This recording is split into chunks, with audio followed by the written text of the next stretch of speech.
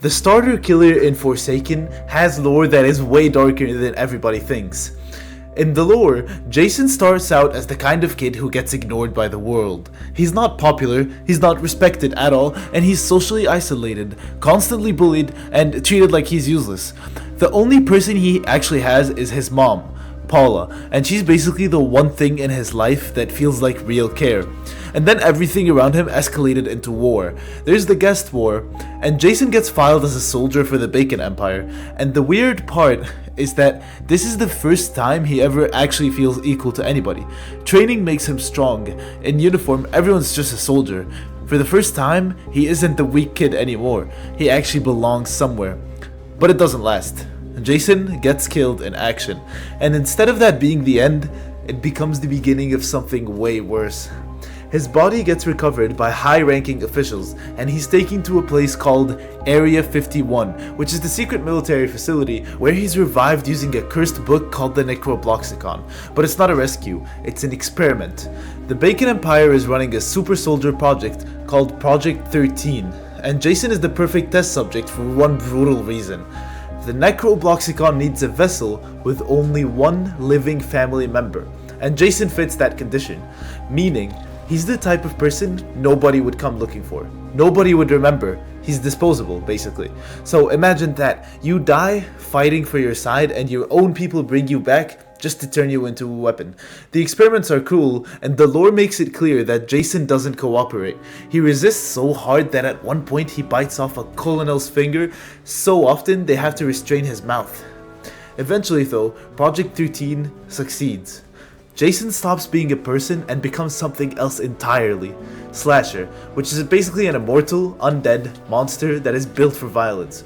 But the scariest part isn't his strength, it's what happens to his mind.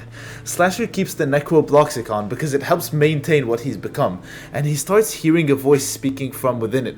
A motherly voice, which is familiar. He believes it's his mom, guiding him, telling him what to do, like he's finally not alone anymore. Except it isn't her. The lore says the book is mimicking her voice to tighten its grip on him, using the one person he loved to manipulate him. And over time, Slasher lost his sense of reality. He's still walking and still breathing, but the thing driving him is the book's influence. It turns his life into one long hunt. And then comes the breakout. A coordinated escape happens at Area 51, and Slasher gets out, alongside Jeff the Killer and Slenderman. The details aren't known, but there's someone behind it called the Operator, and it's heavily implied that it was Slenderman. Either way, Slasher escapes with people who are basically legends of violence. It's like the ultimate trio, and after that, he keeps going. The lore implies that he ends up at a cabin, and he finds a chainsaw, and keeps hunting with his mask on. Like the chase is the only thing that makes him feel alive. And eventually, he ends up in the Forsaken realm. Nobody knows the exact moment he arrived, but one thing is clear. He carries this deep vendetta and hate against Guest 1337, the last famous guest soldier who fought against the Bacon Empire. And the creepy part is, it's heavily implied that they might not have even met before Damnation, but Slasher treats it like it was always personal. Like this was the fight he was destined to finish. So that's Slasher. It's just a kid who had nothing, turned into a soldier, was killed and then tortured into a weapon, and then manipulated until the only thing left inside him is to kill people. Now let's move on to the next killer, Coolkid. This one is honestly one of the creepiest killers in the whole game, and it's not because he's the strongest, but because of what he thinks he's doing. So Coolkid is basically this red, flesh-like humanoid with bones showing through his body, and he's literally wearing an ad for his own group, Team Coolkid join today. He's basically a walking billboard, and the lore describes him as a kid with childlike curiosity but with the strength of a monster. That contrast is the entire point of Coolkid. Now here's where it gets interesting. Coolkid has two layers to his story. The real-world inspiration is tied to an infamous Roblox exploiter named 007 and 7. Between 2014 and 2016, Team Coolkid vandalized games by exploiting like Work at a Pizza Place and Natural Disaster Survival, spamming Team Coolkid join today to grow the group, and then the accounts got terminated and the group splintered into spin-offs. And the Team Coolkid name basically lived on. Forsaken's actual lore takes that history and turns it into something even darker and personal. In Forsaken, Coolkid is 10 years old, a naturally mischievous kid who was abandoned at birth and literally left on 07's doorstep as a pill baby. 07 is a survivor in the Forsaken lore, and he adopts Coolkid, reluctantly, but still raises him as his son. And for a while, it's almost like this could have been a second chance. A kid gets taken in, a weird father figure tries to do the right thing. Then the cool GUI shows up.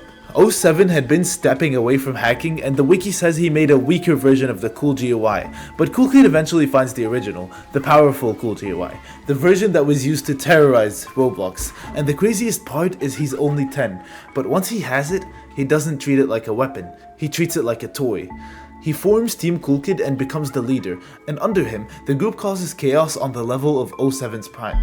They don't just mess around, they escalate into widespread disruption, rebellion, destruction, and they target the same famous games, work at a pizza place and natural disaster survival. People hate them, but also weirdly, some people join anyway, because it feels like you're joining a movement. And 07's parenting is a disaster this whole time. According to the wiki, he catches his son using the original cool GUI multiple times, but instead of destroying it, he just hides it. So Coolkid keeps finding it again, over and over, like the dad is basically watching the problem grow and doing the bare minimum until it's too late. Eventually, the chaos hits a breaking point. There's an attack connected to work at a pizza place that traumatizes someone named Elliot, who later ends up in Forsaken too.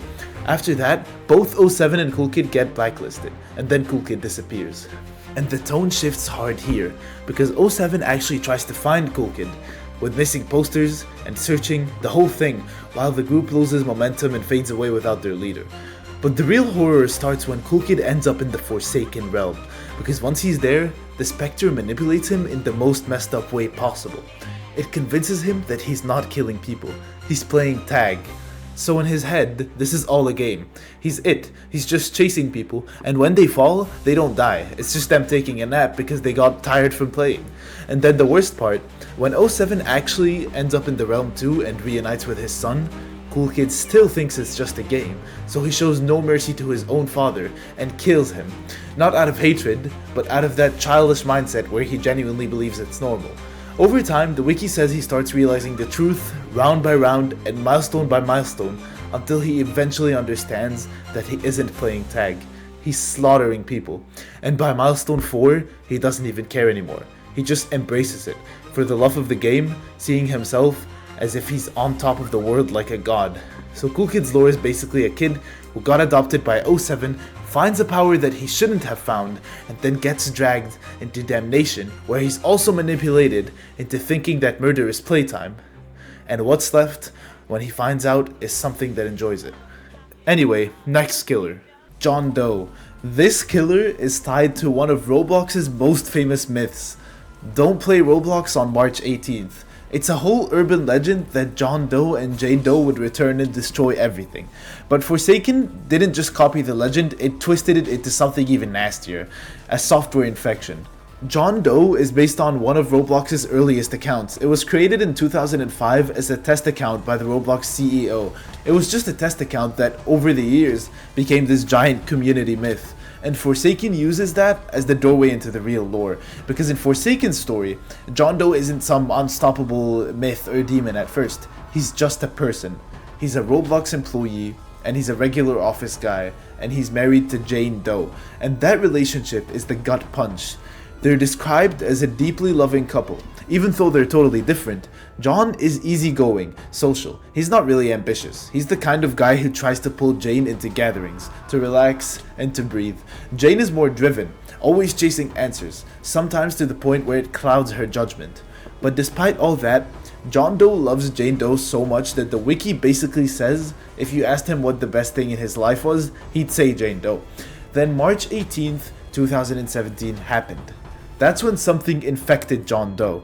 The lore described it as a highly destructive parasite made out of faulty Roblox code, old broken code from Roblox's early days that was turned into something alive, and it chooses John Doe for a vague but a very specific reason. He's easygoing and he lacks strong personal ambition, basically the perfect vessel for this. And once it's inside him, it doesn't control him, it erases him. The corruption spreads through his body and mutilates him into what he is now, a right arm fully coated in black corruption shaped into a spike, a left hand growing claws and black coats crawling across his torso and back. His spine visibly protrudes, and that right eye, which is fully red, it glitches with red binary as a warning sign. And as he moves, the wiki says corrupted binary emits from his feet that leaves the trail behind him as if the infection is literally leaking off him. And if anybody touches this infection, they get a part of it too. That is why survivors get hurt.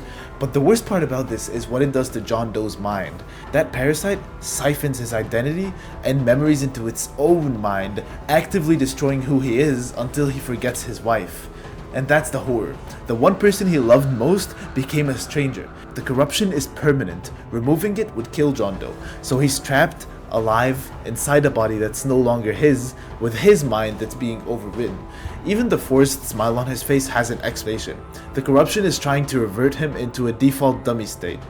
And once that happens, John Doe isn't framed as a person anymore. He's framed as a program, which is sustained by corruption, and programmed just to exterminate all the survivors, including Jane Doe as soon as she enters the game. Afterward, rumors explode. People think Jane Doe caused his disappearance. His entry in Forsaken is mysterious. The exact circumstances are unknown, but the wiki says that Jane Doe enters differently than any other survivor, waking up in a place of scattered parts and memories. And there's one last detail that makes this story hit even harder. Even after all the corruption, there is unconfirmed lore implying John Doe still has subconscious love for Jane Doe. That love makes him resist the command to kill her, so the specter blackens out her face so he can do it without hesitation. So John Doe's story is just a loving husband and employee who became an infected vessel and turned into a walking parasite that kills because it's what he's just been rewritten to do.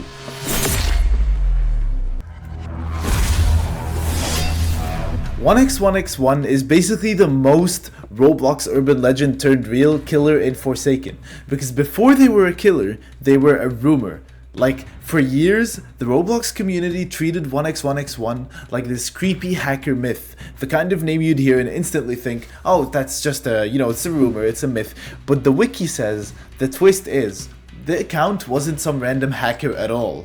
It was originally created by Shedlitsky, one of Roblox's big early figures, and that's what makes it so good, because in Forsaken lore, 1x1x1 becomes the ultimate nightmare version of something that should have been harmless. Now here's where it gets insane. The lore connects 1x1x1x1 back to the book called the Necrobloxicon. In old Roblox myth, that book describes 1x1x1 as the adversary, as a fourth dimensional entity that literally hates Roblox for being stuck in 3D, like it's offended by the shape of reality, and apparently it was imprisoned by 2x2 at the dawn of time, which is such an over-the-top myth line that it loops back around to being cool again. But Forsaken takes that myth and makes it even more personal. Instead of ancient evil appears, it's more like Shedlitsky's pride and hunger for power accidentally created his own worst enemy. The wiki straight up frames 1x1x1 as a physical manifestation of everything he hated in himself. Arrogance, selfishness, and obsession with control, amplified by the Necrobloxicon and a selfish act.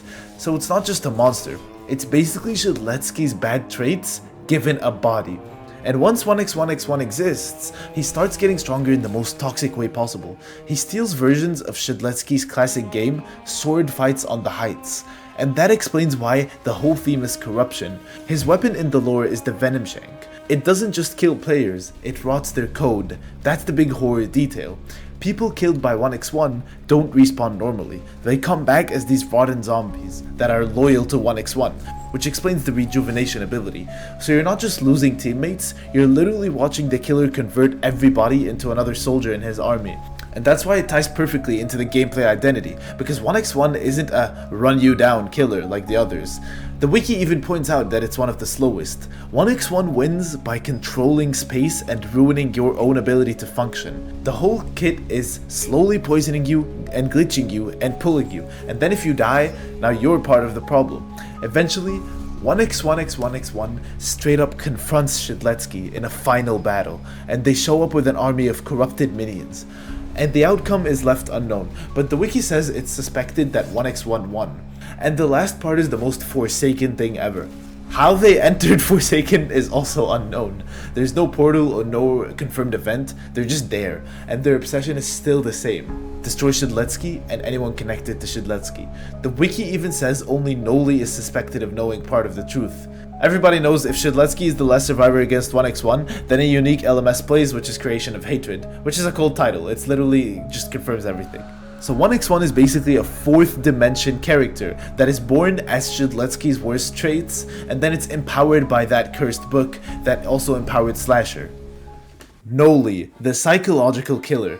Now, the thing about Noli is that a lot of people think he's a Forsaken original. He's not. He's pulled from one of Roblox's oldest urban legends. The myth kicks off back in February 2010, 16 years ago, when a user named Yale University dropped a post about this mysterious account called Noli, and a bunch of weird events happening around Noli.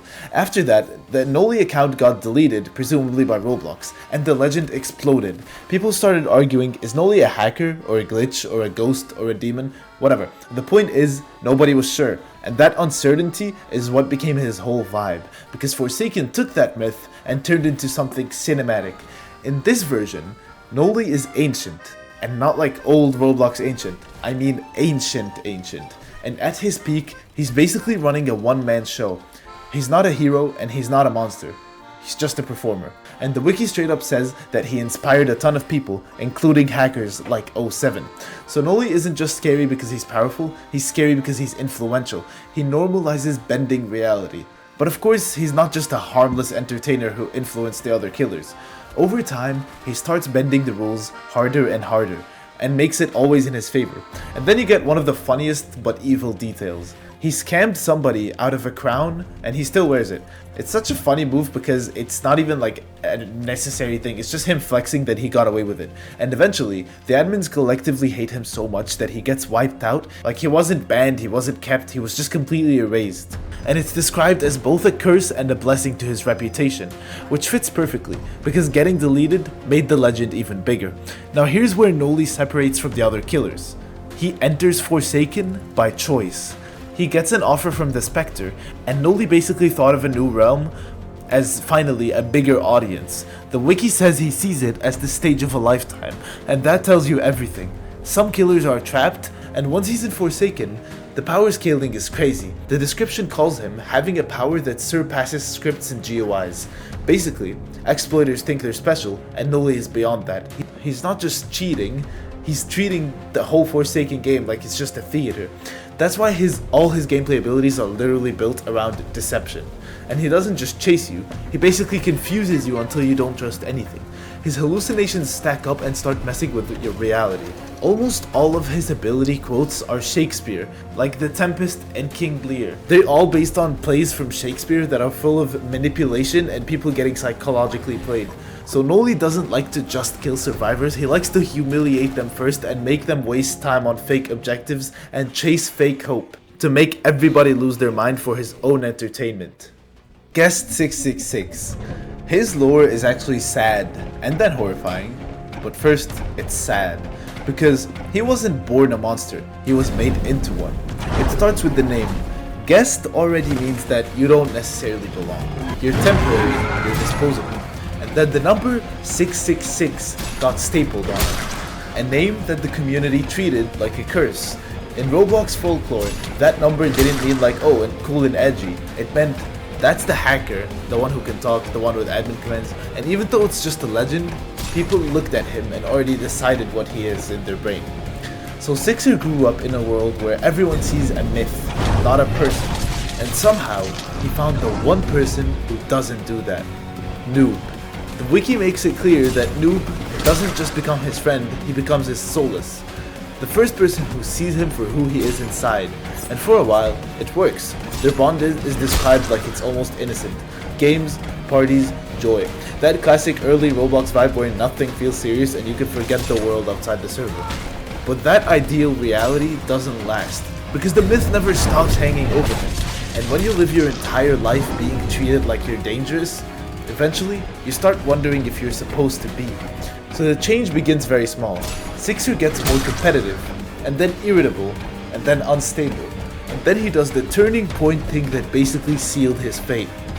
he starts injecting himself with scripts for some strength. That detail is so messed up because it's not just he started exploiting. It's portrayed like self-destruction, like he's literally forcing power into his body to become something people can't keep looking down on.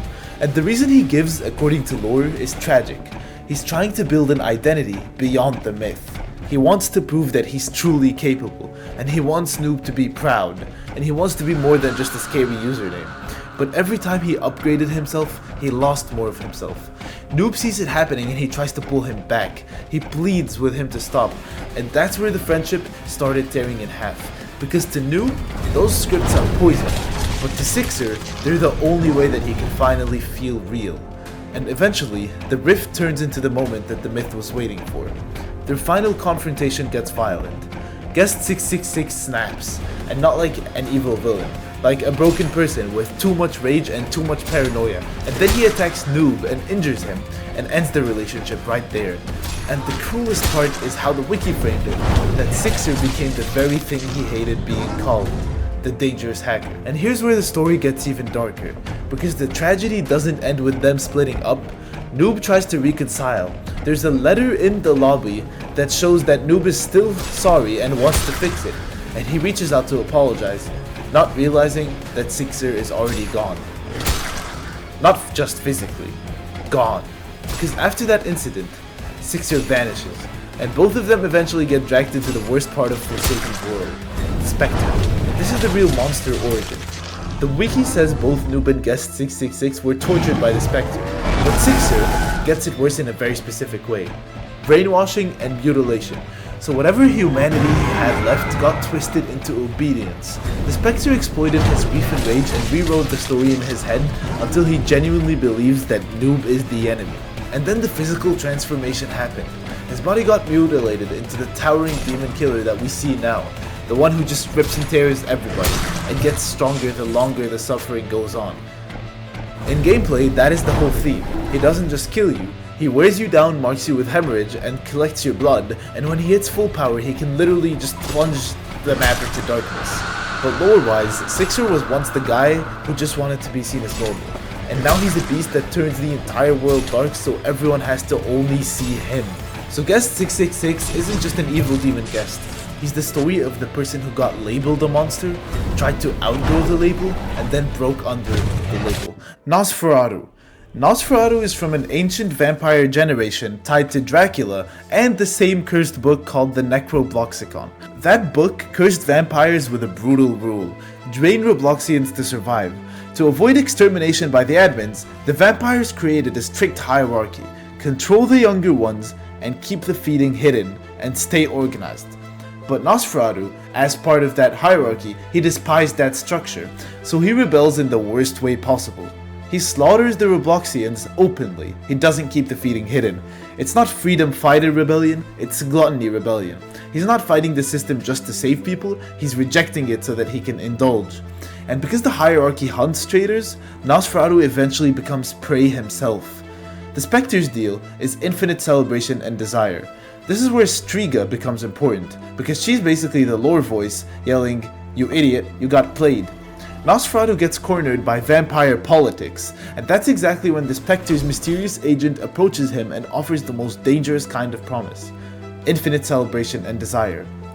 No details, no cost, just temptation. Nosferatu accepts, and brings the masquerade with him, like he's importing his entire feast culture into the realm. The masquerade isn't just an event theme, it's a hunting philosophy. Dress it up, make it elegant, make it feel like a party, and turn it into a banquet. Striga claims the agent's last word included the sin of gluttony. That's basically a label stamped onto Nosferatu's role in the realm. He's not just a vampire, but he was a tool that was built around consumption. And then the bigger hook was that the vampires, including Nosferatu and Striga's true vampires, are hunting the Necrobloxicon book because they believe it can break their curse. But the book is currently embedded in Slasher, manipulating him. So Nosferatu isn't just killer number 7, he's part of an incoming collision of vampires searching for the book, with Slasher being controlled by it and the Spectre exploiting all of it. So Nosferatu's story, unlike the other killers, is not just like a tragic victim who was turned into a monster. He is literally just prideful and hungry and manipulative, and he wanted freedom. so he got handed a contract that turned his hunger into what he is now. And that is it for all the killer's true lores. If you guys enjoyed and want more, subscribe